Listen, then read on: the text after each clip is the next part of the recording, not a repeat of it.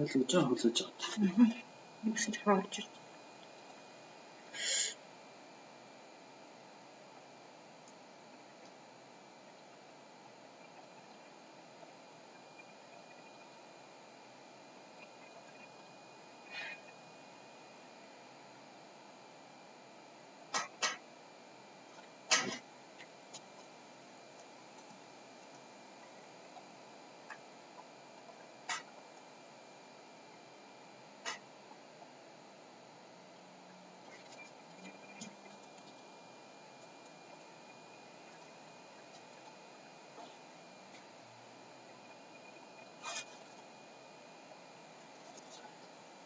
За сайн байцгаана уу.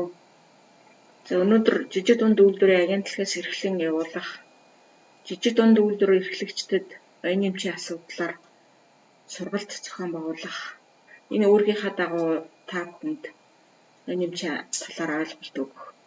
Жижиг дунд үйлдвэр эрхлэгчдэд оюун эмчийн асуудал яагаад чухал байд юм бэ гэдэг энэ сэдвээр ярилцахаар хүрэлцэж ирээд байна. За тэгээ манайхан асуулт байвал асуултуудаа бас комент хэсгээрээ бичээд явж байгаарай. Би одоо өөрийнхөө ярих сэдвийг болохоор яг одоо өнөөдрийн байдлаар оюун эмчийн асуудал жижиг дунд үйлдвэр эрхлэгчдэд ямар одоо ач холбогдолтой юм бэ? Бизнесээ өргөжүүлэхэд, хөгжүүлэхэд, ашиг орлогоо нэмэгдүүлэхэд оюун эмчийн эрхийн хамгаалалт ямар чухал юм бэ гэдэг энэ чиглэлээр та бүхэнд тавьж мэдээлэл өгье гэсэн. За өнөөдрийн энэ сургалтын дараа бас дараагийн нэг сургалт явуулна. За өнөөдрийн сэдвийн хүрээнд бол оюун эмчийн асуудал ерөнхий ойлголтын та бүхэнд өгье гэж бодож байна. Дараагийн сургалтаараа яг оюун эмчийн эрхийн хамгаалалт хийлгэхэд яг юунд анхаарах уу, ямар материал бүрдүүлэх үү, хаана хандах уу гэсэн ийм сэдвээр хийх гэсэн ийм төлөвлөгөөтэй байна.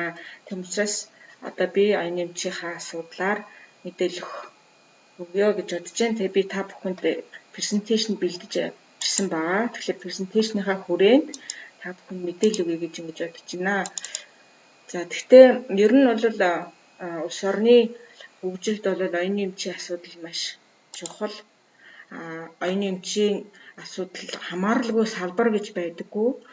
За ялангуяа энэ жижиг дунд үйлдвэр эрхлэж байгаа, бизнес эрхлэж байгаа хүмүүс бол өөрсдийнхээ бизнесийн үйл ажиллагааны амжилттай хэрэгжүүлэхийн тулд бол оюун эмчийн асуудал бас чухал байгаа. Ер нь бол дэлхийд дахинд бол бас жижиг дунд үйлдвэр маань дэлхийн эдийн засгийн хүрээнд гэдэг юм уу, Монгол улсын эдийн засгийн хүрээнд хичнээн ач холбогдолтой вэ гэдгийг анхаарсан үндсэн дээр жижиг дунд үйлдвэрийн агентлагаас энэ сургалтыг бол ингэж зохион байгуулахаар надад санал тавьсан юм аа. Тэгэхээр миний сэдвийн хүрээнд ямар агуулгын хүрээнд ярих юм бэ гэхээр жижиг дунд үйлдвэр эдийн засгийн хөгжилд ямар үүрэгтэй юм? Жижиг дунд үйлдвэрийн хөгжилд оюун эмч хэрхэн яаж нөлөөлдөг юм бэ? За оюун эмчийн эрхийн хамгаалалт ер нь юу гэсэн үг юм? Одоо гэсэн энэ сэдвийн хүрээнд би та бүхэнд өнөөдрийнхаа сургалтыг явуулъя гэж бодож байна. Тэгэхээр та бүхэн маань бас сайн шеэрлээд өгөөрөө хүмүүстээ бас сайн мэдээлэл өгөх ийм зорилготой байгаа. Хүмүүс манай асуулт ирүүлж байгаа байхгүй. Тэр яг багцлж байгаад нэг хариулт тавьчих. За тэгээ. За асуултаа бас сайн яаж гараа. Би ямар ч юм ярих юм ярьж бай. За тэгэхээр өнөөдрийн одоо дэлхийн аж ахуйн нэгжүүдийн нийт одоо 90% бол жижиг дунд үйлдвэрийн газар эрхэлж байна гэдэг энд тооцоо мэдээллийг бол дэлхийн эдийн засгийн форум болоод эдийн засгийн олон улсын олон байгууллагууд энэ гаргаж байна. Ялангуяа ажиллах хүчний 70-80 гаруй хувийг эзэлж байна. Ерөнхийдөө яг жижиг дунд үйлдвэрийн газар дэлхийн аж ахуйн нэгжийн хувьд хичнээн хэмжээтэй байна вэ гэдэг гол асуудал нь бол ерөөсөө энэ ажиллах хүчний хэр хэмжээтэй, орлого одоо эргэлтийн хөрөнгөний хэр хэмжээтэй юм бэ гэдэг энэ гол үзүүлэлтээр авч үздэг юм байлээ. Ялангуяа бидний одоо амьдарч байгаа Аз намхан далайн бүсийн хувьд бол жижиг дунд үйлдвэрийн үүрэг одоо илүү чухал байна гэж ингэж үзэж байна. Тийм учраас энэ дэлхийн эдийн засгт бол жижиг дунд үйлдвэрийн нөлөө улам бүрэн нэмэгцээр байна гэдгийг бол тавьсан байгаа. За мөн дотоодын нийт бүтээгдэхүүнд бол эзлэх хувь хэмжээ жижиг дунд үйлдвэрийн хэмжээ бол байнга одоо нэмэгдэж байна гэсэн статистиктай байна.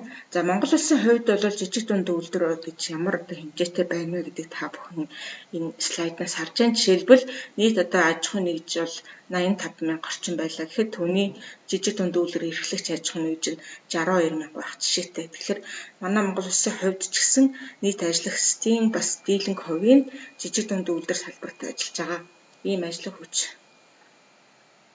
эзэлж байна гэдгийг та бүхэн эдийн засгийн энэ слайдаас бас харж болно. За тэгэхээр яг энэ салбарын хувьд жижиг дундын үйлдвэр нь манай Монгол орны хувьд хичнээн хувийн одоо ямар салбарт энэ жижиг дундын үйлдвэрлэл хамаарч байна гэж. Ерөнхийдөө яг үйлдвэрлэл үйлчлэгээний салбар бол жижиг дундын үйлдвэрлэл эрхлэгчдийн нийт дийлэнх хувийг бас эзэлж байгаа. Энэ дээр бол хөдөө аж ахуй, боловсруулах үйлдвэр гэх мэт за зочид худалд мэдээлэл холбоо үйлчлэгээний салбарч гэдэг юм уу. Энэ салбаруудад бол жижиг дундын үйлдвэрлэл энэ хэмжээ бас нэлээд байна гэдэг энэ статистик мэдээллийг та бүхэн бас жижиг дунд үйлдвэрийн агентлагийн одоо сайтнаас бас энэ мэдээллүүдийг харж болох юм байлээ. Тэгэхээр энэ мэдээлэл бол нээлттэй байгаамаа. Тэгэхээр жижиг дунд үйлдвэрлэл гэж яг хэнийг юу хэлээд идэх юм бэ гэдгийг улс орнуудаас өөрөөр авч үздэг юм байна л та. Олон нь одоо яг ажилтны тоо, борлуулалтын орлого, одоо хөрөнгийн хэмжээ энүүгээр нь л одоо жижиг дунд байна уу, том корпорац байна уу гэдгийг ингэж ялгаж үздэг юм байна. Тэгэхээр Европын холбооны орнууд болоод Аз намхан далайн улс орнууд буюу хөгжиж байгаа орнууд бол ажилтнуудынхаа тоог ер нь 1-ээс 200 юм уу 250 хүртэлх ийм ажилтнтай байх юм бол энэ жижиг дунд үйлдвэрээ гэсэн ийм тодорхойлт өгдөг юм байна. Япон улс бол 300 хүртэл ажилтнтай байх. Америк нэгдсэн улс бол 500 хүртэл ажилтнтай ийм газруудыг бол жижиг дунд үйлдвэр гэдэг ангиллалтаа ингэж хамаарч авч үздэг юм байна. За Монгол улсын хувьд бол жижиг дунд үйлдвэрийг дэмжих тухай хууль гэж 2019 онд батлагдсан. За энэ 19 онд батлагдсан хуулиараа бол бичил үйлдвэрийн үйлчилгээ эрхлэгч гэж 10 хүртэл ажилтнтай.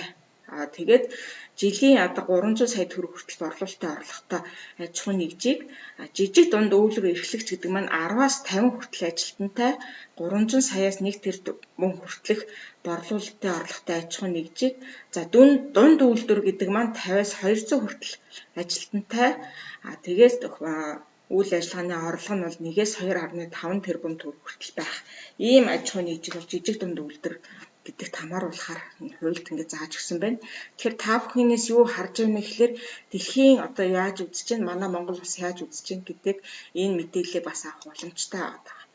Тэгэхээр жижиг дунд үйлдвэрийн өөрийн хөгжлийн бодлого гэж чухал. Яагад гэвэл энэ нэгэн талаа бизнес хийгээд эхэлж байгаа ийм аж ахуйн нэгжийн хувьд бол хэрхэн яаж улам хөгжих вэ? Борлуулалтын орлогоо яаж нэмэх вэ? Ашгаа яаж нэмэгдүүлэх вэ гэдэг энэ одоо зорилго байх нь тулд заавал одоо жижиг дунд үйлдвэрлэл хөгжлийн бодлого байх хэрэгтэй. За энэ хөгжлийн бодлогод юуг хамааруулж авч үзэх вэ гэхээр стратеги төлөвлөлттэй байх хэрэгтэй, бизнесийн хөгжил, орлого нэмэгдүүлэх, хүний нөөцийн хөгжил, өрсөлдөх чадвар, тогтвортой хөгжил гэдэг энэ олон зүйлүүдийг бол хөгжлийн бодлогодод тусах хэрэгтэй гэдгийг эдийн засаг хамтын ажиллагааны байгууллага ингэж тодорхойлсон байдаг юм байна. За тэгэхээр энэ дотроо бизнесийн хөгжлийн бодлогонд илүү чухал. За энэ дотроо бизнесийн хөгжлийн бодлогод бол зах зээлийг хэрхэн яаж өргөдөх юм? Бүтээгдэхүүний тоо хэмжээг яаж нэмэгдүүлэх вэ? Орлогоо яаж нэмэгдүүлэх вэ? Экспортод чиглэсэн зах зээлийн ямар бодлого барих вэ? За энэ бүгдээрээ технологийн хөгжилтэй хамааралтай явж ирэх ёстой гэж. За технологийн хөгжил гэдэг чиглэл рүү ороод тэгэхээр одоо бидний ярих гэж байгаа энэ нэмчийн асуудал, энэ технологийн хөгжил, за бүтээгдэхүүн та энэ бүх асуудалтаа энэ нэмч маань хамаарч явж ирж байгаа юм. Тэгэхээр жижиг дунд үйлдвэр мэдээж өөрөө өрсөлдөх чадвар сайтай байх хэрэгтэй. Өрсөлдөх чадвар. Тэгэхээр мэдлэг суурилсан эдийн засгийн үед бол аж ахуй эрхлэгчд түүний дотор жижиг дунд үйлдвэр эрхлэгч маань нэмэн өртөг шингэсэн ийм бүтээгдэхүүнийг өрсөлдөхүйц үнэтэйгээр зах зээлд нийлүүлэх явдал бол энэ жижиг дунд үйлдвэрийн зорилго байх хэрэгтэй. Энэ нь өөрөө жижиг дунд үйлдвэрлэлийн өрсөлдөх чадварыг нэмэгдүүлэхэд маш чухал нөлөө үзүүлдэг байх нэ. Тэгэхээр даяаша одоо дэлхийд дахин чадаа даяаршилж байна. Худалдааг бол либералчилж байна. Тэгэхээр энэ даяаршил худалдааг либералчилж байгаа энэ үед бол орчин үеийн одоо шинэ одоо техник технологийн хөгжлийн үед хөлний нийлүүлж алхахын тулд жижиг дунд үйлдвэр маань дотоодын зах зээл төдийгүй олон улсад тийм өрсөлдөөц ийм чадвартай байх шаардлагатай болж ирж байна. Ялангуяа энэ технологийн өөрчлөлт маань онлайн жишээлбэл худалдаа одоо нэг улс орны хил хязгаараас давсан энэ онлайн худалдаа маань маш их хурдцтайгаар ингэж хөгжиж байгаа учраас энэ өрсөлдөөц ийм чадвартай экспортод чиглэсэн ийм стратегийн бодлогыг бол авч үзэх шаардлагатай байгаамаа. За мөн жижиг дунд үйлдвэр маань өрсөлдөх чадвартай болохын тулд яг юу хийх ёстой юм бэ? Судалгаа шинжилгээ хөгжүүлэлттэй хөрөнгө оруулах хэрэгтэй. Шинэ технологитой болох хэрэгтэй. За удирдлагын үйл явцаа сайжруулах хэрэгтэй. Бүтээгдэхүүний өнгө үзэмж бүтээл шинжийг бол хөгжүүлэх хэрэгтэй. За ингэсний үндсэн дээр маркетинг хийх замаар үр ашгаа нэмэгдүүлж бүтээгдэхүүний өртгөө бууруулах, бүтээгдэхүүний нэр хүндийг өсгөх ийм бизнес стратегийг хөгжүүлж явах юм шаардлагатай болж байна. Тэгэхээр энэ нь өөрөө ямар одоо юунд одоо үндэслэх ёстой вэ гэхээр мэдээж бизнесээ зөв сонгох ёстой. Өөрөөр хэлбэл энэ зах зээл би ямар бизнес ямар цоорхоо байна, тэрийг яаж одоо юугаар нөхөх вэ гэдэг ийм бизнесээ мэдээ зөв сонгох хэрэгтэй. За бизнесээ зөв сонгосны дараа стратеги зөв сонгох ёстой. Стратеги зөв сонгосны дараа систем одоо зөв системийг бий болгох. Тэгээд байгууллага зөв төлөвлөх ёстой. За ажилтнаа одоо бас зөв сонгох ёстой. Энэ үндсэн 5 сонголтын үндсэн дээр энэ жижиг дунд үйлдвэр маань өрсөлдөх чадвартай болж стратеги бизнес хөгжлийнхаа стратегийг зөв тодорхойлж чадах юмаа гэсэн үг. Тэгэхээр бизнесийн стратеги гэдэг маань яг өөрөө юуг хэлээд байгаа юм бэ? Энэ бизнесийн стратеги гэдэг маань яг зах зээл дээр өрсөлдөх чадвар өөрийнх нь одоо өрсөлдөх чадварт нөлөөлөх үз. Гэхдээ энэ бизнесийн стратеги нь байнга өөрчлөгдөж явах ёстой. За энэ өөрөө ийм цогц шийдвэрийн нийлбэр байх ёстой. Тэгэхээр энэ бизнесийн стратеги гэдэг маань өөрөө маркетингийн стратеги, бүтээгдэхүүний стратеги, хууль эрх зүйн стратеги, судалгаа хөгжүүлэлтийн стратеги, санхүүгийн стратеги гэдэг энэ олон одоо бүтцийг хамааруулсан байх ёстой. Тэгэхээр маркетингийн стратегийн хувьд жишээлбэл бүтээгдэхүүн зах зээлээ яаж тодорхойлох, үнэ тогтоох, түгээ хэвтгүүлэлтээ яаж хийх, хэрэглэгчийн дэмжлэгч гэдэг юм уу. За судалгаа хөгжүүлэлтийн стратеги маань суур болон одоо сэдэвчилсэн судалгаагаа яаж хийх, бүтээгдэхүүн процессын инновац хэрхэн яаж хийх, тэргүүлэх эсвэл одоо дагалдах салбар маань аль нь юм бэ гэдэг энэ стратеги ингэж тодорхойлох ёстой. За энэ хууль эрх зүйн стратегийн хувьд бол оюуны эмчийн жижиг дунд үйлдвэр маань оюуны эмчийн эрхийн хамгаалалтаа яг ямар пара бүтээгдэхүүн дээрээ хийх юм гэдэг энэ чиглэл рүү энэ стратегид боловсруулж ингэж хөгжүүлэх ёстой. За бүтээгдэхүүний стратеги гэдэг маань үйлдвэрлэлийнхаа хүчин чадал интеграцлах. За нөөц одоо хүний хүчин чадал маань ямар вэ? Чанар, бүтээгдэхүүний технологи, үйлдвэрлэлийн хянад, хүний нөөцийн удирдлагад энэ одоо асуудлуудыг энэ стратеги бүтцтэй оруулснаар ямар одоо зорилго тавьж яах ёстой үйл ажиллагаа хэрэгжүүлэх ёстой юм бэ гэдэг. Өсөлт, ашиг орлого, олон талт хөгжил, инновац, зах зээлийн хуваарлт гэх мэт одоо энэ олон асуудлуудыг зорилго тавьсны үндсэн дээр энэ бизнесийн стратеги энэ бүтцтэйгээр хийгээд явах юм бол та бүхэн ингээ эрсдэлгүйгээр бизнесээ хэрэгжүүлэх юм боломж байгаамаа. Тэгэхээр энэ үүний тулд одоо яг жижиг дунд үйлдвэр эрхлэгчид маань яах ёстой юм бэ? Нөөц цаг хугацаа баян нөөцийн одоо чухал маш хөрөнгө оруулалтаа маш сайн хийх хэрэгтэй. За ерөнхийдөө энэ жижиг дунд үйлдвэрийн одоо өрсөлдөх чадвар нь оюуны эмчийн эрхийн хамгаалттай маш холбоотой байдаг. За тийм учраас энэ жижиг дунд үйлдвэрүүд маань оюуны эмчийн эрхийн хамгаалтгүйгээр судалгаа хөгжүүлэлт хийх юм бол ингээл хөрөнгө оруулалт явуулахад ингэх юм бол энэ ямар ч үр дүнгүй болно гэсэн үг. Тэр өөрөө нөгөө өөрийнх нь гаргасан одоо бүтээгдэхүүнүүд нь өөр хүн хин дуртай одоо нөгөөт нь хуулбарлаж ашиглах ийм боломжтой болчдөг. Тэгэхээр энэ өөрөө оюуны эмчийн эрхийн хамгаалтгүйгээр жижиг дунд үйлдвэрээ хөгжүүлэх юм бол одоо нөгөө хөрөнгө оруулалт бүх нөөцүүдээ ингээд алдах ийм эрсдлийг бий болгож байдаг юм аа. Тэгэхээр оюуны эмчийн эрхийн хамгаалт маань жижиг дунд үйлдвэрийн өрсөлдөх чадварт маш чухал юм байна. За тэгэхээр оюуны эмчийн эрх нь өөрөө жижиг дунд үйлдвэр эрхлэгчдэд одоо шинэ бүтээгдэхүүн бүтээлч байдлаар бүтээсэн одоо дизайн, загварын брендийг ашиглах тийм онцгой эрхийг олгож байдаг. Өөрөөр хэлбэл оюуны эмчийн эрх чинь өөрөө нь онцгой эрх учраас тухайн жижиг дунд үйлдвэр өөрийнхөө гаргасан тэр бүтээгдэхүүндээ онцгой эрх эдлэх энэ боломжийг л одоо оюуны эмчийн эрх олгож ийна гэсэн үг ингэж одоо ойлгох хэрэгтэй. Тэгэхээр энэ шинэ болон одоо сайжруулсан бүтээгдэхүүнийг хөгжүүлэлт нь одоо өөрөө ямар үе шатуудтайгаар явагддгийм бэ? Мэдээж одоо тухайн жижиг дунд үйлдвэрлэл эрхлэгч үйлдвэр маань нэг 10 ажилтнтай байлаа гэхэд энэ 10 ажилтнтай өөрийнхөө тэр ажилтнууд нь ямар одоо энэ үйлдвэрлэлээ сайжруулахын тулд шин санаа ямар шин санаа байна вэ гэдгийг байнга ингээ хөгжүүлж явах хэрэгтэй. Тэгээ шин санаа ямар байна гэдгийг бүгдээр ингээ хоорондоо ярилцдаг байх манайхан ер нь бол тэгэхээр энэ одоо энэ нэг бүтээгдэхүүнээ хэлэхэд сав баглаа бодлоо яаж өөрчлөх юм, эсвэл технологи яаж өөрчлөх юм, яавал одоо хэрэглэгчийн таашаалд нийцэх, яавал одоо хэрэглэгчийн хэрэглэгчийн эрхийг нь хамгаалах хэрэгтэй юм гэдэг юм уу. Энэ асуудлаар одоо ажилтнуудынхаа тэр шин санааг ингээд цуглуулах хэрэгтэй. Тэгснийхаа дараа шин санаагаа бусадтай танилцуулах хэрэгтэй. Надаа ийм санаа байна, би надаа ийм санаа байна. Тэгээ энийг хоорондоо ингэж ярилцсныхаа дараа бүгдээрээ нөгөө хөгжүүлэх болон тийм шалгахын зарчмаа тодорхойлох хэрэгтэй. Тэгээд нөгөө бүтээгдэхүүний шин санаандаа бизнес анализ хийх хэрэгтэй. Өөрөөр хэлбэл энэ шин санаа нь үнэхээр одоо манай жижиг дунд үйлдвэрийн цаашдаа хөгжил чухал байна уу, хэрэгтэй байна уу, ямар одоо эрсдлийг бий болгох юм, бид нар тийм нөөц байна уу, технологийн ч гэдэг юм уу, техник тоног төхөөрөмжийн ч хувьд гэдэг юм уу, ийм одоо боломж юу байна гэдгийг бизнес анализ хийх хэрэгтэй. За ингэснийхаа дараа нөгөө шин санаагаа турших хэрэгтэй. Өөрөөр хэлбэл нөгөө шинэ бүтээгдэхүүнээ одоо яг одоо болж ийн үгүй юу, хүний эрүүл мэндэд харшлах нь үгүй юу ч гэдэг юм уу, ийм байдлаар туршилт хийх хэрэгтэй. За үнэхээр энэ туршилт хийгээд энэ ингээ амжилттай болох юм бол одоо тэр бүтээгдэхүүнээ шинээр үйлдвэрлэх юм уу, эсвэл сайжруулсан бүтээгдэхүүн хийхэд шаардлагатай энэ тоног техник тоног төхөөрөмж ямар тоног төхөөрөмж вэ, тэрийг одоо бэлтгэх ийм шаардлагатай болж ирдэг. Ингэснийхаа дараа ингээд үйлдвэрлэлдээ ингээд нэвтрүүлээд явах юм бол энэ өөрөө эрсдэлгүй ийм бизнес болох ийм боломжтой байгаамаа.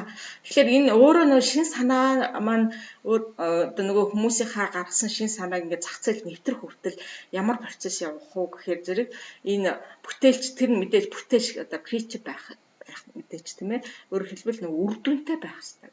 Энийхээ дараа нэг баталгаажуулалт үйлдвэрлэх түгээх, за бүтээгдэхүүн болгох, тэгээд энэ худалдах энэ бүх шат дамжлагууд маань тэр болгон одоо өөртөө одоо технологитой байх хэрэгтэй гэсэн. Тэгэхээр энэ технологиогоо бид нар сайн төлөвлөж гаргаж ирэх хэрэгтэй юм аа гэж. За энэ шин санаа маань бас мэдээж ашиг болж ирэх хэрэгтэй тийм ээ. Өөрөөр хэлбэл ажилтнууд маань шин санаа гаргаад байдаг, тэрийг нь бүтээгдэхүүний үйлдвэрлэлд нэвтрүүлээд ирэхлээр жижиг дунд үйлдвэр маань өөрөө ашигтай байна, борлуулалтаа орлого нэмэгдэнэ, ажилтнуудын орлого нэмэгдэнэ. Ийм учраас энэ одоо ашиг болох энэ процесс нь өөрөө ямар одоо байдлаар явах гэхээр мэдээж бизнес модель байна. За энэ дээр оюуны эмчийн эрхийн хамгаалалтаа хийжээж тэг бүтээгдэхүүнээ зах зээл гаргах юм бол энэ өөрөө одоо маш их одоо хөрөнгө оруулалт болж ингэж ирдэг ийм ачаал бүтэлтэй зүйл байгаа. Тэгэхээр ер нь ийм учраас ер нь оюуны эмчийг ингэж хамгаалах юм шаардлагатай болдог. Тэгэхээр оюуны эмчийг хамгаалах ер нь зорилго нь яг юу юм бэ? Тэгэхээр мэдээж эхлээд бүтээл туурах шинийг санаачлагч одоо энэ бизнес эрхлэгч хүмүүсийн эдгэрэнгийн баяр төрөнгийн бос эрхийг хамгаалах, энэ эрхийг олгох, хамгаалах ийм зорилготой. За тэгээд төрөөс дэмжээ урамшуулснаар нэг улс орны эдийн засгийн хөгжлийг хангах, мэдлэг цувралс эдийн засгийг бий болгох ийм зорилготой. За хамгийн гол нь энэ оюуны эмчийг хамгаалахлаар хөрөнгө оруулалт нь одоо миний өмнө ярьсан тэр хөрөнгө оруулалт нь хамгаалагдах боломжтой болно. За яг зах зээл дээр бол шудраг өрсөлдөх юм боломжийг олгодог. Ийм учраас л энэ оюуны эмчийг хамгаалаад энэ улс орнууд дэлхийд дахнаараа энэ оюуны эмчийн асуудлыг ингэж хурд тавьж ингэж байгаа. За ингээд оюуны эмчийг хамгаалаад ингээд явхлаар та бүхэн харж байгаа сүүлийн үед одоо улс орнууд ямар богинохон хугацаанд ямар хурдтай хөгжиж бид нар одоо хэдхэн жилийн өмнө одоо энэ сошиал, фейсбુક гэдэг юм уу эсвэл энэ технологийн онлайн бизнес гэдэг ингээд энийг төсөөлөхийн аргагүй явж исэн гэхэд ийм богинохон хугацаанд маш хурдан ингэж хөгжиж байгаа нь өөрөө энэ оюуны эмчийн маш үр дүнтэй хамгаалалтын одоо үр дүн гаргаж байгаа хэлбэр гэж ингэж үзэж байна. Тэгэхээр одоо бол яаж юм гэхээр хиймэл оюун ухаан ингээд яваад ирэхлээр зэрэг хиймэл оюун ухаан, блокчейн гэл ингээд бид нар сүүлийн үед маш олон янз янзын шин нэр томьёог ингээд гаргаж ирэл ингэж байна. Тэгэхээр одоо юу гэдэг блокчейн гэдэг ингээд тэр нь одоо ямар учиртай технологи юм бэ гэхээр ерөөс завсрын ямар нэг этгээдгүйгээр явуулах энэ технологиг л бизнес блокчейн технологи гэж ингэж хэлээд байгаа. Тэгэхээр энэ асуудлыг бас хүртэл одоо энэ яагаад юм хурдан хурцтай хөгжөөд байна гэхээр энэ оюуны эмчийг хамгаалах нь зөв стратеги, зөв бүтцэн явж байгаагийн ийм одоо үүний үр дүн гэж ингэж үзэж болно. Тийм учраас одоо дэлхийн одоо патентын мэдээлэлгээд ингээд аваад үзэхлээр нийт одоо патентын мэдээлэл нь 60 хүртэл хувь нь мэдээлэл технологийн салбарын ийм патентын мэдүүлэг гардаг болсон байна дэлхийд дахин. Тэгэхээр энэ өөрөө нөгөө техник технологийн хөгжил нь оюуны эмч эрхийн хамгаалалтын шууд үр дүн болж гарч ирж байна гэж ингэж үзэж болно. Тэгэхээр бизнест маань оюуны эмч маань ямар ач холбогдолтой юм бэ гэж.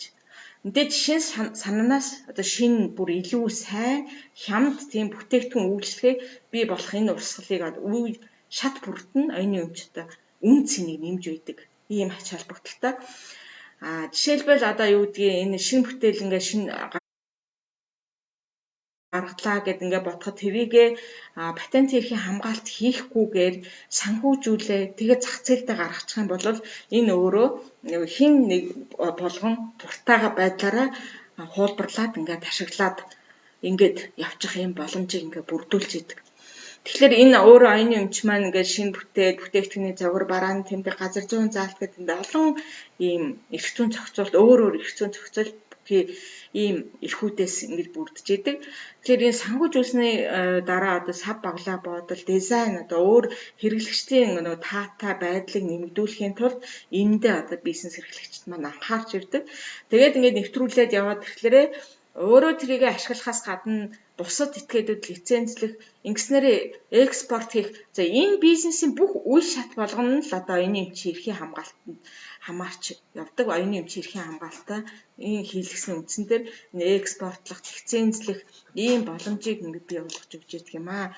Тэгэхээр оюуны эмчийн стратеги маань өөрөө нөгөө бизнес стратегийн заавал нэг бүрэлдэхүүн хэсэг нь байх хэрэгтэй. Та бүхэн одоо юу жижиг дунд үйлдвэрлэлийн бизнес үйлдвэрлэж байгаа бүтээгдэхүүнийхээ тоо төрлийг нэмэгдүүлэх, чанарыг сайжруулах энэ бүх судалгаа шинжилгээнийхээ энэ ажил одоо бизнес стратеги гаргахын тулд одоо оюуны эмчийн стратеги гэдгийг энэ бизнес стратегийн заавал энэ бүрэлдэхүүн болгож ингэж авч үзэж хэрэгжүүлэх ёстой. За тэгээд энэ оюуны эмчийн стратеги дотроо шинэлэг бүтээлч байдлын чадвар, санхүүгийн нөөц, технологийн салбар, эрхлөлтөөний орчин зэрэг энэ бүх зүйлүүд нь одоо энэ оюуны эмчийн стратегид илүү ингээ хамааралтай гэж болж ирж байгаамаа. Тэгэхээр оюуны эмч маань ингээд хамгаалтаа баталгаажуулаад ингээд явцдаг. Тэгэхээр энэ нь өөрөө яаж одоо эдийн засгийн эргэлтэнд оруулдаг юм бэ? Мэдээж тэр өөрөө жижиг дунд үйлдвэр эрхлэж байгаа хүмүүс маань өөрийнхөө бараа бүтээгдэхүүнийг үйлдвэрлээ, технологиг ашиглаад одоо шинээр сэдсэн энэ технологи ашиглаад өөрөө одоо бүтээгдэхүүн үйлдвэрлэх боломжтой. Хэрвээ өөрийнх нь тэр юу шинээр гаргасан энэ технологи маш их ашигтай байх юм бол өөрөө бусад этгээдүүдэд лицензээр зөвшөөрлөөр ингээд ашиглуулах юм боломжтой байдаг. За франчайзаар ашиглуулж болно. За франчайз гэдэг маань яг юу хэлээд байна вэ гэхээр зэрэг нэг бараа бүтээгдэхүүнийг одоо бусад этгээд өөрийнх нь зөвшөөрлөөр гэхдээ лиценз франчайз хоёр маань хоорондоо ялгаатай. Юугаар ялгаатай вэ гэхээр лиценз гэдэг маань зөвхөн тухайн барааны тэмдэг гэдэг юм уу? Эсвэл тухайн патентыг ашиглахаар олгож байгаа зөвшөөрлөө хийж байгаа. Тэгвэл франчайз гэдэг маань энэ патент байна, барааны тэмдэг байна, бүтээгдэхүүний загвар нь байна. Тэгээд тэрэн дээр нэмээд удирдлага зохион байгуулалтын ийм системийг тэр чигээр нь цогц хэлбэрээр ингээд бусдад одоо ашиглуулж байгаа энэ хэлбэрийг бол франчайз гэж ингэж хэлдэг. За энэ франчайз бол жижиг дунд үйлдвэрийг хөгжүүлэхэд дэмжихэд маш чухал. Өөрөөр хэлбэл нэг ашигтай ажиллаж байгаа нэг үйлдвэр байлаа гэхэд тэр маань нөгөө бусад этгээдүүдэд франчайзаар ингээд өгөх юм бол нөгөө одоо хөрөнгийн боломж байхгүй байгаа тэр жижиг дунд үйлдвэр эрхлэгчдэд бүх одоо ашиглах нөхцөл боломж, тоног, төхөөрөмж, технологи энэ бүхнийг ашиглах боломж олгоод нөгөөх нь одоо франчайзаар ашигласныхаа төлбөрийг төлөөд явдаг. Ийм систем учраас жижиг дунд үйлдвэр эрхлэгчид маань энэ франчайзинг системийг хөгжүүлэх юм бол маш илүү одоо богино хугацаанд хурдан одоо зах зээл дээр ингээд хөлөө олох юм боломж бүрдчихдэг. За merchandise гэдэг маань одоо зохиогчийн эрхийн бүтээл юм уу? Эсвэл одоо зохиогчийн эрхийн нэрд гарсан ийм дүрийг юм уу? Эсвэл одоо нэрд гарсан жүжигчин, дуучин ийм хүмүүсийг одоо дүр зур төрхийг ашиглаж бүтээгдэхүүн үйлдвэрлээд ингээд зах зээлд гаргаж байгаа энэ хэлбэрийг бол merchandise гэж ингэж хэлдэг. Тэгэхээр энэ сүүлийн үед бол дэлхийд дахин ч merchandise маш хурдан бас их сайн хөгжиж байна. Хамгийн одоо ойрын жишээ гэхэд Солонгосын BTS гэдэг хамтлаг байдаг. Энэ хамтлагийн одоо дүр төрхтэй ийм аяг одоо бүх бүтээгдэхүүн Солонгос битгээл одоо дэлхийд дахинаараа маш их ингэж үйлдвэрлэгдэх болсон байгаа. Тэгэхээр энэ merchandise нь өөрөө одоо шинэ Европын албаны улсад гэхэл одоо хүүхэлдэйн киноны дөрүүдээр хийсэн маш олон тоглоом, янз бүрийн бүтээгдэхүүнүүд их одоо үйлдвэрлэж борлогддог болсон. Тэгэхээр энэ маань өөрөө манай Монгол улсын хувьд жишээлбэл Мамо брэнд, Бумбартай гэдэг энэ брэндүүд зохиогч эрхий одоо энэ дөрүүдийг merchandise болгож ингэж их ашигладаг болсон байгаа. Тэгэхээр энэ нь өөрөө бас оюуны эмчийг эдийн засгийн эргэлтэнд оруулж байгаа юм хэлбэр болж байгаамаа. Тэгэхээр дүрмийн сангаа бас энэ оюуны эмчийн эрхээр нэмэгдүүлэх боломжийг манай хууль тогтоомжийн хүрээнд байгаа. Өөрөөр хэлбэл дүрмийн сангааны хэмжээгээ оюуны эмчийн эрхээ үнэлээд тэгээд нэмэгдүүлээд хийснээр одоо банк бусад байгууллагуудаас зээл олгох ийм боломжийг бол бас нэмэгдүүлэх боломжтой байгаа. За өөрөө аяхаа оюуны эмчийн эрхээ бас мэдээж худалдаж олно. Тэгэхээр энэ нь өөрөө бас эдийн засгийн эргэлтэнд оруулж байгаа нэг хэлбэр мөн. За мөн оюуны эмчийн эрхийг одоо хувьцаа гаргахад бас ашиглаж болж байгаа. Тэгэхээр энэ олон байдлаар ингэж оюуны эмчийн эдийн засгийн эргэлтэнд оруулж байгаа. За тэгэхээр шинэ бүтээгдэхүүнээ нөгөө зах зээлд гаргахад ямар амжилттай гаргахын тулд ямар юу одоо нөлөөлөх үү гэхэд зэрэг мэдээж энэ бүтээгдэхүүн өөрийнхөө гүйцэтгэх үүргийн хувьд ямар нэг байдлаар давуу талтай байх хэрэгтэй тийм ээ. Яг тухайн зах зээл дээр үйлдвэрлэж байгаа тэр бүтээгдэхүүнээс уг нь үнийн хувьд арай бага байх юм бол хоёрлагчид илүү авдаг. Жишээлбэл бид ингээд талхаа дэлгүүрээс худалдаж авахдаа мишэл талах байна уу, атрын талах байна уу гэж үнийг харьцуулж харж байгаа арай илүү чанартай бөгөөд хямд үнэтэйг сонгодог тийм ээ. Яг тэрнтэй адилхан энэ шинэ бүтээгдэхүүнийг зах зээлд ингээд амжилттай нэвтрүүлэхэд энэ үнийн хувьд бол арай бага байх юм бол бас хэрэглэгчид илүү сонгож авдаг. За харагдах байдлын хувьд бол мэдээж хүний анхаарал татгууц юм байх хэрэгтэй. Одоо сүүлийн үед бид нар ч нөгөө сав баглаа бодолд нь маш их ач холбогддог болчиход байна. Тийм ээ. Одоо ялангуяа ковидын үед бол ингээд заавал юм сав баглаа бодолтой бүтээгдэхүүнийг илүү худалдаж авах юм сонирхол одоо бас их дөрдөг болсон байна. Тэгэхээр энэ зах зээл дээр ингээд дэлгүүрээс бараагаа худалдаж авахдаа сав баглаа бодлын үзэгт харагдах байдлын хувьд нь сонгох илүү таатагийн илүү сайн гоёын сонгож авдаг шүү дээ бид. Тэгэхээр энэ нь өөрөө бас тэр шинэ бүтээгдэхүүнийг зах зээл гаргахад маш их нөлөөлж байгаа юм зүйл байгаа. Тэгэхээр энэ брендийн нэр хүнд. За энэ брендийн нэр хүнд бол тэр шинэ бүтээгдэхүүнийг зах зээл гаргахад маш их нөлөөлдөг. Тухайн одоо хамгийн одоо жишээ гэж хэлэхэд бид нар говийн одоо наалуурын бүтээгдэхүүнийг зах зээлд илүү ингээ худалдаж авах сонирхол бүр илүү байдаг тийм ээ. Тэгэхээр энэ нь өөрөө зах зээл дээр нэгэн тогтчихсон ийм одоо брэнд болцсон зүйлээ гэдгийг харуулж байна гэсэн. Одоо худалдан авах юм хялбар боломжтой байх хэрэгтэй. Өөрөөр хэлбэл жижиглэн худалдаагаар хин дуртайгаа газраа одоо гэрийнхээ ойролцоо 5 алхам гараад л энэ бүтээгдэхүүнийг худалдаа авах. Энэ боломжийг одоо жижиглэн худалдааны системийг ингээд бүрдүүлэх юм бол нөгөө шинэ бүтээгдэхүүн маань зах зээл бас амжилттай нэвтэрч чаднаа гэсэн юм үг байгаа. Гэхдээ энэ маань бас бараа маань өөрөө ингээд чанартай байх хэрэгтэй. За мэдээж худалдаж авсных дараа үйлчлэгээ маш сайн байх хэрэгтэй. Одоо чинь говийн бүтээгдэхүүн гэхэд л судалж авсныхаа дараа говийн бүтээгдэхүүний засвар хийх одоо сэргээх ийм үйлчлэг үзүүлдэг шүү дээ тийм ээ. Тэгэхээр энэ нь өөрөө бас нэлээд сайн боломжтой байх ёстой гэдэг. Энэ гэх юм бол нөгөө бүтээгдэхүүний маань зах зээл дээр хүмүүс ингээд их сайн худалдаж авнаа гэсэн.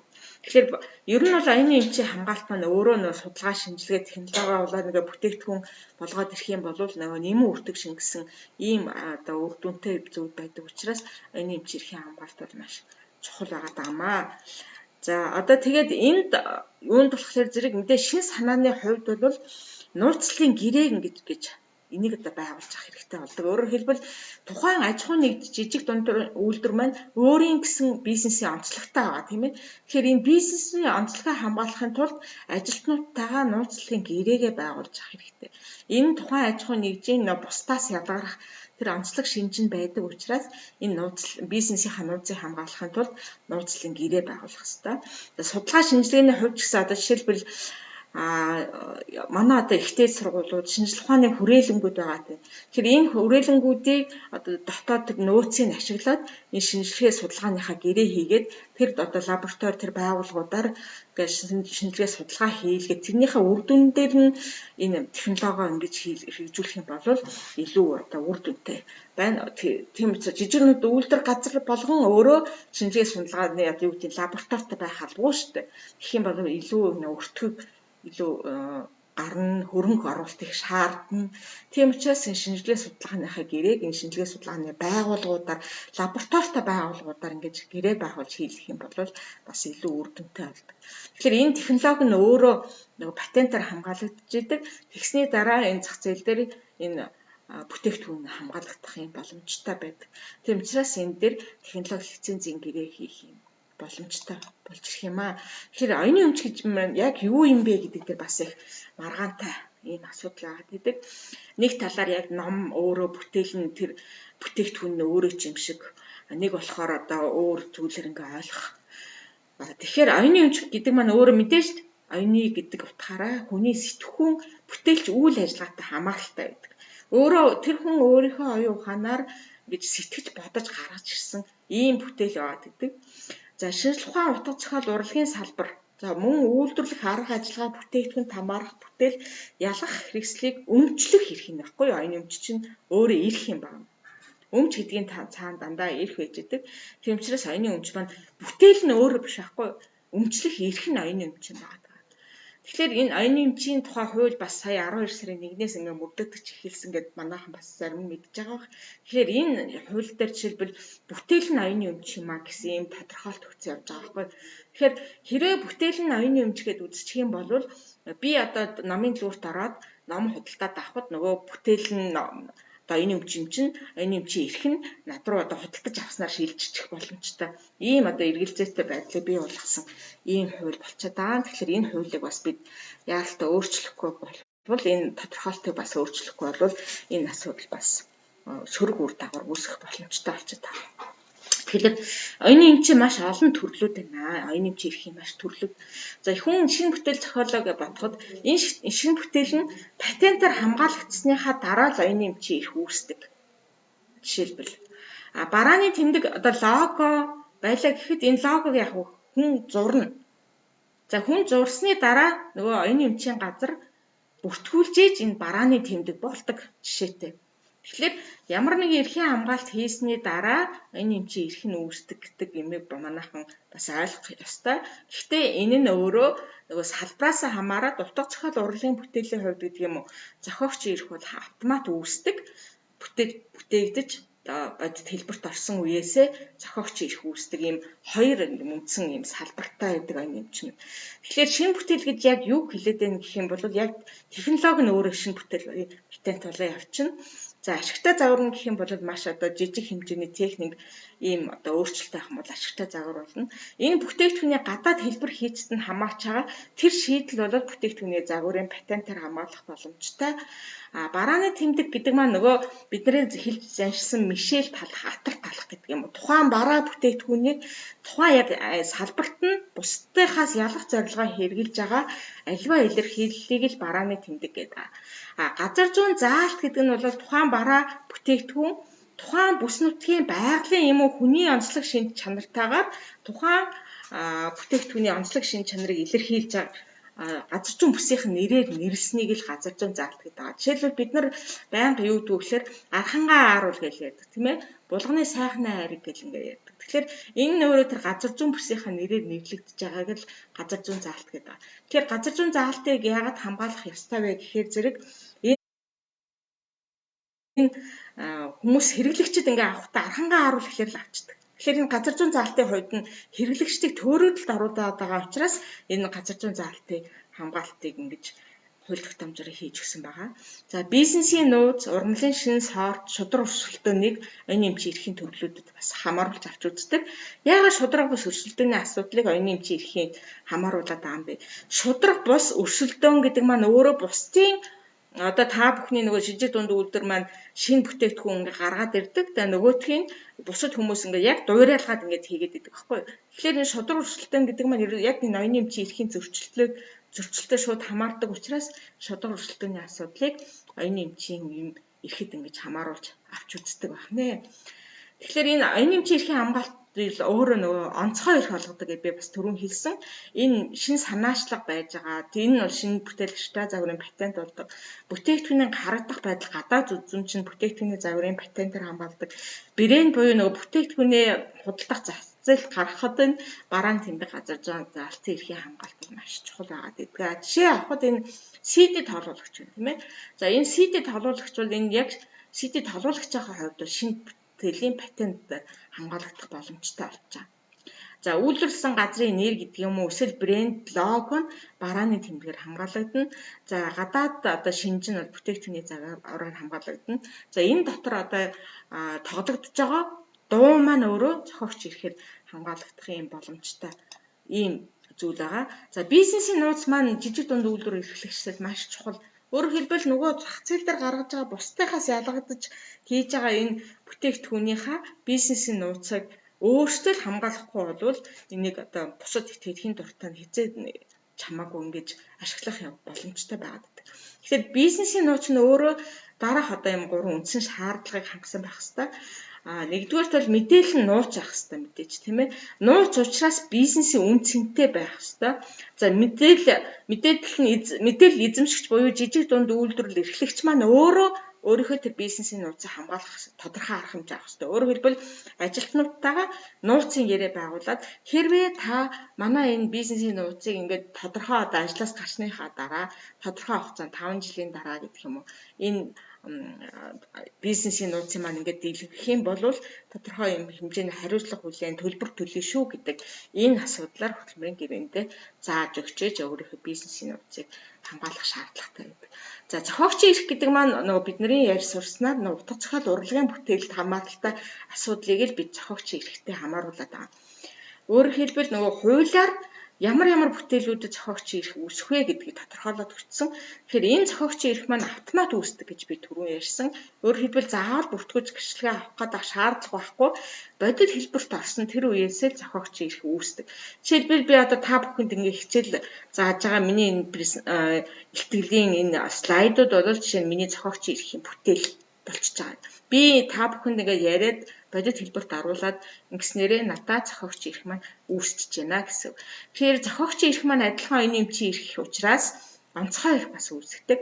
Тэгэхээр энэ онцгой эрх гэдэг маань ерөөсөө энэ тухайн зохиогчийн эрхийн бүтээлийг ямар нэг байдлаар бусад этгээдүүд ашиглахад л заавал тухайн зохиогч буюу эрх эзэмшигчээс нь зөвшөөрөл авах ёстой гэж.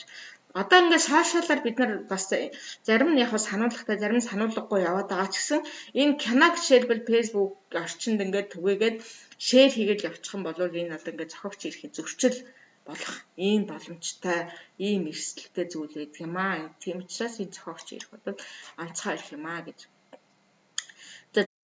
Зохиогч бол эдийн бус баялагын эрх эдэлж байгаа.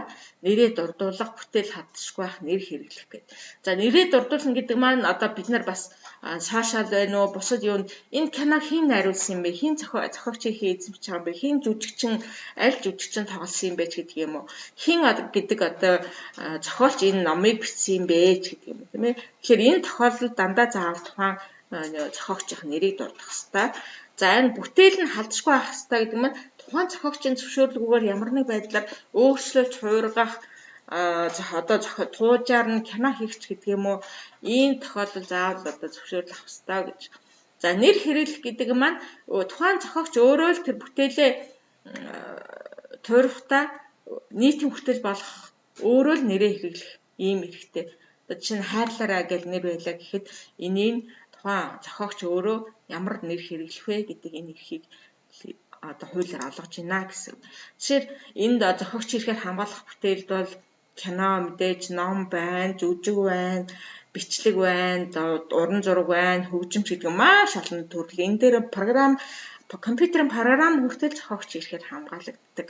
Тэгэхээр бид нар одоо патентын асуудал дээр жишээ нь компьютерийн програм зохиогчийн эрхээр биш патентаар хамгаалахгүй гэж байгаа боловч яг одоо дэлхийн дахны патентын мэдээлэл нь 60% нь мэдээлэл технологийн салбарт хамаарат байна гэхэлэр бид нар Монгол улс хөгжлийн хувьд мэдээлэл технологийн салбарт патентын ямар хамгаалалт байж аж манай улс орон одоо энэ мэдээлэл технологийн салбар хөгжих юм бэ гэсэн ийм бодлогоо л патентын хуулиараа зохицуулах хэрэгтэй юм байна.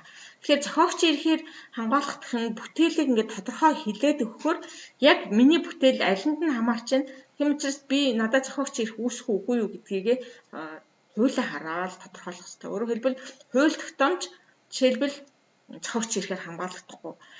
Мэдээлэл сонирдуулгын шинжтэй энэ зүйл маань бас зохиогч ирэхээр хамгаалахгүй. Өөрөөр хэлбэл сэтгүүлчийн хийж байгаа мэдээ зохиогч ирэхээр хамгаалагддаггүй.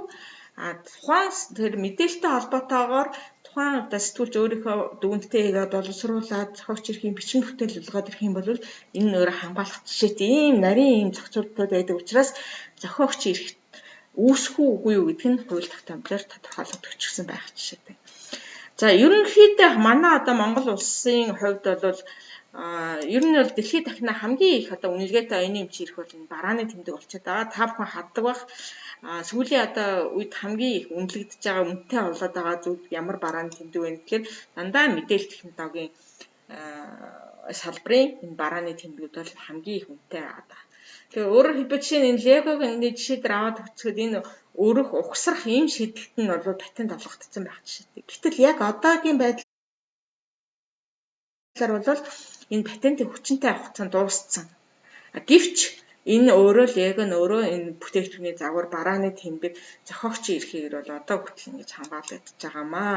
За бүтээгдэхүүний загварын хувьд бол мэдээж хэрэглэгчдийн анхаарлыг татгаж чиглэгдсэн байх хэвээр. За мөн брэнд хөгжүүлж зорилт бүгэлд чиглэгдсэн. За ийм одоо бүтээгдэхүүний загварын хамгаалтууд бол сүүлийн үед маш их болсон байгаа. Жишээлбэл энэ дээр ингээд аваад үзэхэд жишээ нь патентын үнэлгээ гэдэг ингээд ярихлаар зэрэг энэ лаз хамгаалагч байна тийм ээ. Энэ шийдэл нь өөрөө нөгөө патентаар хамгаалагдсан. Тэгэхээр энэ патентын хүчинтэй байх хугацаанд энэ одоо зөвхөн хамгаалагч энэ даазныхаа 11%-ийн хувийг л эзэж байгаа мөртлөө нийт одоо 148 мянган паундын патентын төлбөр нэм авсан байх жишээтэй. Тэгэхээр энэ оюуны эмч эрхийн хамгаалалт маань бас тухайн патент эзэмшигч болоод зохион бүтээгч дээр маш их одоо эдийн засгийн үр дагавар авчрах ийм ач холбогдолтой зүйл байгаад байдаг. За өнөөдрийн хувьд бол би нэг ийм ерөнхий сэдвээр та бүхэнд ярьчлаа. Одоо тэгэхээр зэрэг асуултууд ирсэн байна. Тэгэхээр харъя. Аялал жуулчлалын салбарт одоо оюуны эмч эрхийг хэрхэн хамгаалах вэ гэж асуусан байна. За аялал жуулчлал маань өөрөө үйлчлэгээ. Тэгэхээр энэ нэгдүгээр төр аялал жуулчлалын компани маань өөрийнхөө одоо нэрийг барааны тэмдгээр ингээ хамгаалуулах боломжтой. За энэ өөрөө нь аялал жуулчлалын үйлчлэгээ нь өөрөө бусдынхаас ингээ ялгадах тэр шинжинд барааны тэмдгийн эрхийн хамгаалтал болоод явцдаг. За хэрвээ өөрөө тухайн одоо аялал жуулчлалын бүтээгдэхүүн гэх мэт өөрийнхөө нөгөө аялал жуулчлалын хөтөлбөрөө ийм зориулсан хөтөлбөр одоо ямар одоо маршрутаар явах уу, ямар бүтээгдэхүүн үйлчлэгээ үзүүлэх үү гэдэг юм. Энийг ингээд эмхэтгсэн жишээлбэл ингээд эмхтгэл болгочдөг штэ манайх нэмээ. Тэгэхээр энэ нь өөрөө нөө зохиогч ирэх бас энэ одоо хэвлэмэл материал дээр нь үүсэх ийм боломжтой болчдөг. Тэгэхээр энэ аялал жуулчлалын салбарт маань бас оюуны эмч эрхийн хамгаалалт маш чухал. За энэ аялал жуулчлалд эрхлэгчдэд зориулсан бас нэг сургалтын дээр би бас энэ оюуны эмч эрхийн асуудлыг ингээд ярихлаар бас хүмүүс маань их гайхчихсан. Та яахаар оюуны эмчтэй хамаарчдیں гэж. Тэр жишээлбэл бас нэг ийм жишээ гарч ирсэн л да. Аялал жуулчлалынхаа нэг баазад нэг хүний одоо зурсан зураг ингээд аваачаа тавьчихсан. Bijсэн. За тэрийгээ ингээд хуулбарлаад нөгөө өөрийнхөө танилцуулган дээр ингээд хэвлэлцсэн. Тэгэд тэгсэн нөгөө зохиогч маань гомдол гаргаж байгаа байхгүй.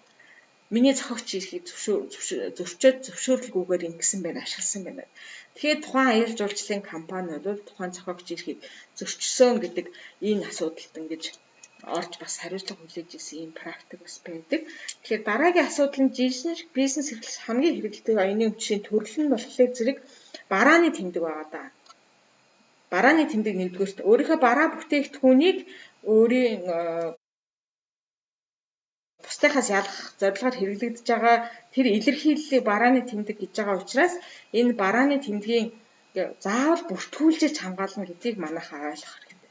За дараа нь жижиг бизнес эрхлэгчид маань бүтээгдэхүүний загварын хамгаалалт чухал. Өөрөөр хэлбэл нөгөө сав баглаа бодол гэдэг юм уу? Эсвэл тэр гар урлын бүтээгдэхүүний хэлбэр гадаад хэлбэр дүрсэн өөрөө бүтээгдэхүүний загварын патентээр хамгаалагдах ийм боломжтой юм аа.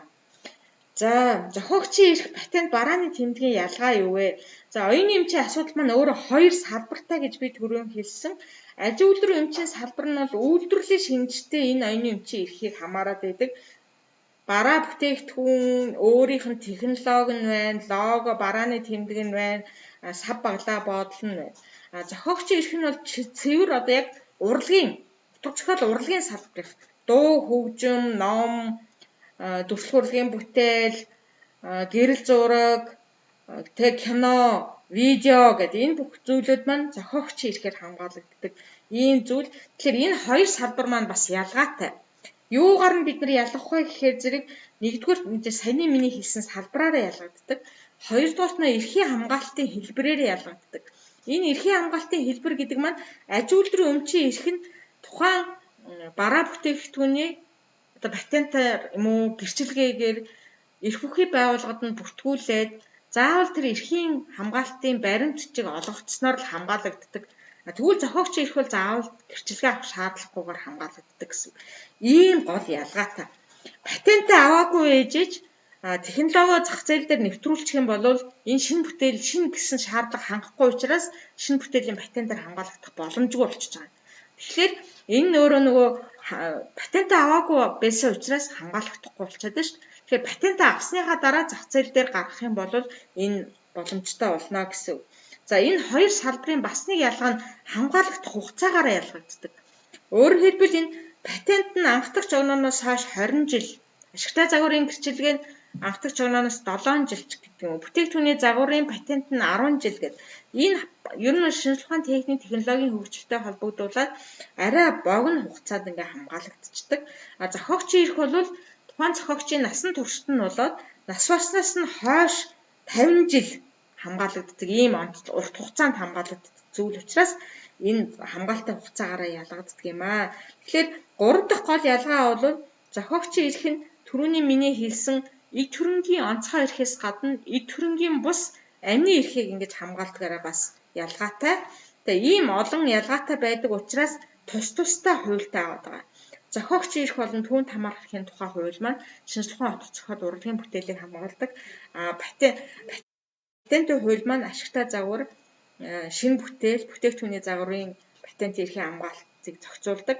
За барааны тэмдэг гэдэг маань үйлдвэр үйлчлэгээ эрхэлж байгаа хүмүүс өөрсдийнхөө бараа бүтээгдэхүүний бусдынхаас ялгах зорилгоор хамгаалах ийм одоо зохицуулалттай байдаг учраас энэ зүйлүүд маань ийм ялгаатай хуулиар ингэж зохицуулагддаг. За газар зүйн заалтын хувьд бол би түрүүн хэлсэн. Жишээлбэл энэ шампан дарс гэдэг. Шампан дарс гэдэг маань Францын бас нэг голын нэрээр нэрлэгдсэн дарс байхгүй юу? Тэгэхээр тэр шампан гэдэг голын нэр тэр одоо онцлогтой ийм одоо хөөсөрдөг ийм одоо онцлогтой бай учраас тэр газрын гүнээс гарч ирдэг тэр усаар хийдэг учраас ийм шампан гэдэг тэр голын нэрээр нэрлсэн. Энэ өөрөө газар зүйн заалт болоо явчихж байгаа. За манай Монгол улсын хувьд бол чи архангаа харуулч гэдэг юм уу? Эсвэл одоо зөгийн бал те орхны зөгийн бол увсын чацарганч гэдэг юм уу? Энэ тухайн газар зүйн бүс одоо увсын чацарган нь бол бусад аймгийн чацарганаас өөр, амт чанарын хувьд өөр. Тэгэхээр энэ газар зүйн заалтын хувьд бол заавал нөгөө газар зүйн бүсийнхаа нэрээр нэрлэгдэж байгаа. Тэгэл хэрэглэгчдийг л хамгаалах ийм л зорилгоор газар зүйн заалтын хувьд нь авч үздэг. Бизнес бичил бизнес эрхлэгчид зээл байна уу? За энэ жижиг дунд үйлдвэрийн газрынхаа өөртөө хариулаараа. Ер нь бол жижиг дунд үйлдвэрийн сангаас олгогдож байгаа зээл бол олгогдож байгаа гэж би ойлгосон. Тэгэхээр энэ тэрнээс гадна энэ банкуд маань бас энэ оюуны эмчийн эрхийг барьцаалж зээл олгож байгаа.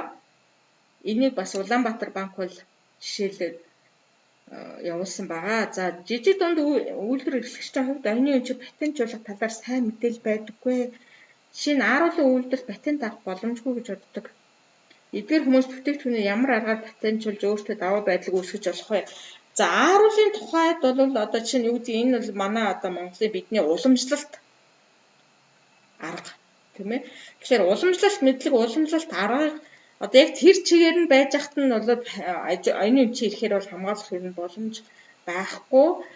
Гэхдээ яг энэ технологи нь өөрчлөөд үйлдвэрлэлийн болгоод ингээд ирэх юм бол патентаар авагдсан жишээ бол зөндөө байгаа. Ааруулан дээр патент авсан, уламжлалтын мэдлэг дээрээ үйлдвэрлэлийн аргаар болгосон ийм бүтээгдэхүүн дээр патент авсан боломжууд зүйлүүд их байгаа. Гол нь нөгөө бүтээлийн шинэ бүтээлээ патентын мэдүүлэг өгөхдөө нэгдүгээр нь шинэ байх хэвээр, хоёрдугаар техникийн төвшин хангасан байх хэвээр, гуравдугаар үйлдвэрлэлд ашиглах боломжтой байх хэвээр гэсэн энэ хуулиар тогтоосон шалгуурыг хангаж ийн үгүй юу гэдэгт нь хайлт шүүлт хийжээж патент олох асуудлыг шийддэг. За мөн одоо уламжлалт мэдлэг гэдээ ярих юм бол бас л энэ ааруултай холбоотой. Энэ уламжлалт мэдлэгийг ингэж сан үүсгээд явах юм бол энэ одоо ааруулыг уламжлалт мэдлэгийн хүрээнд нь хамгаалах юм бас боломж бас байдгаа. Энэ бол одоо бол манай Монгол улсын хувьд бол уламжлалт мэдлэгийн хууль бол байхгүй байгаа. За одоо өөр зохиогчийн эрхийг хамгаалах талаар, зохиогчийн эрх бүртгүүлэх асуудлын талаар мэдээлэл өгнө үү? За зохиогчийн эрхийн хувьд бол одоо юу гэдэг ном, дуу, хөгжим гэх энэ бол заавал нөгөө гэрчлэгээ авах шаардлагагүй гэж би түрүүн хэлсэн. Гэхдээ тухайн зохиогч өөрөө хүсэх юм бол зохиогчийн эрхээ одоо бүтээлээ бүртгүүлж гэрчлэгээ авч болдгоо.